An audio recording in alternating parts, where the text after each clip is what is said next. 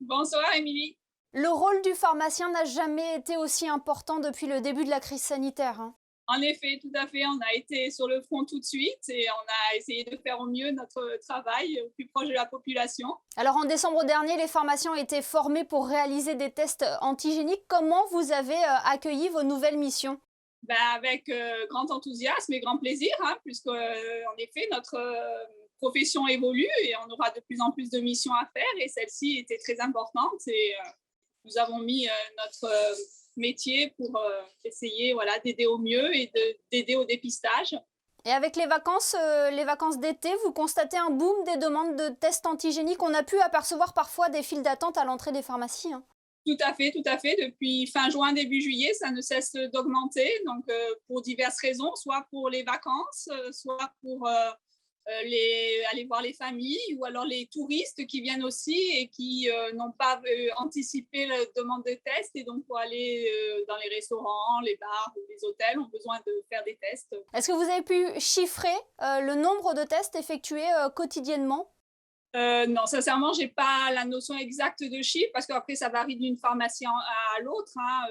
Je pense que la plus importante, ça sera la pharmacie de Fontvieille qui, elle, a énormément de demandes. Après, je pense qu'il y a la pharmacie Ferry qui en fait pas mal aussi. Nous, on en fait aussi. Puis bon, je pense que ça dépend des quartiers aussi. Cela a été une organisation stricte à mettre en place dans les officines, hein, des entrées séparées par rapport à l'entrée principale de la pharmacie. Expliquez-nous. Tout à fait, selon les configurations des officines, celles qui ont pu ont en effet fait des entrées séparées. Avec d'autres, on essaye de faire des sens de circulation pour éviter que les gens se croisent. Voilà, les attentes aussi se font plutôt en extérieur des officines pour les résultats.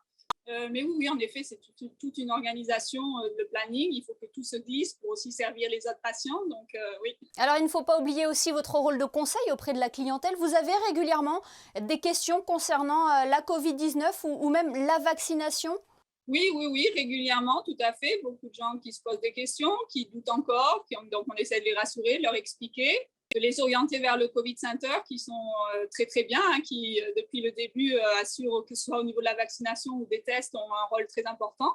Et quelles sont les questions qui reviennent le plus fréquemment? La fiabilité des tests, si les tests sont fiables.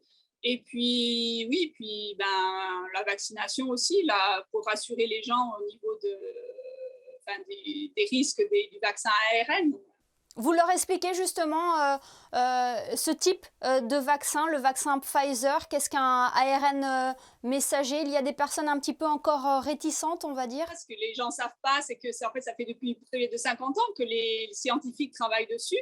Donc, c'est vraiment une méthode qui est sûre. C'est sûr, c'est apparu, on en a parlé beaucoup dans les médias d'un coup, mais ça fait depuis de très longues années qu'en fait, les scientifiques sont dessus et savent très bien manipuler ce genre d'ARN et pour en faire des vaccins fiables et qui protègent la population. Et contrairement à la France, les pharmaciens monégasques ne vaccinent pas. Cela aurait pu être envisageable en principauté, logistiquement faisable dans les officines? Oui, oui, tout à fait, ça aurait été plus envisageable puisque nous avons déjà vacciné contre la grippe cet hiver. On va espérer que cet hiver aussi, on pourra de nouveau vacciner contre la grippe. C'était tout à fait envisageable, mais pas avec le Pfizer, parce que le problème du Pfizer, c'est qu'il a une conservation. Il doit être conservé à des températures très froides, donc nous n'avons pas les frigos adéquats. Mais si jamais Monaco avait pu acheter d'autres vaccins, comme par exemple le Moderna ou d'autres, on pourrait aider bien sûr à vacciner la population. Être sollicité. Justement, est-ce que cette sollicitation face à la crise sanitaire a impacté vos missions premières, le traitement des ordonnances et les soins du quotidien? Ah oui, on doit les glisser, c'est sûr que ça reste primordial, mais c'est sûr que du coup, on a des missions en plus qui se rajoutent à notre travail, mais c'est très bien, on en est très content, puisque de toute façon, je pense que notre profession va évoluer. Un rôle primordial donc des pharmaciens en cette crise sanitaire. Merci infiniment Séverine Druhen d'avoir été avec nous ce soir sur Monaco Info. Merci à vous, bonne soirée.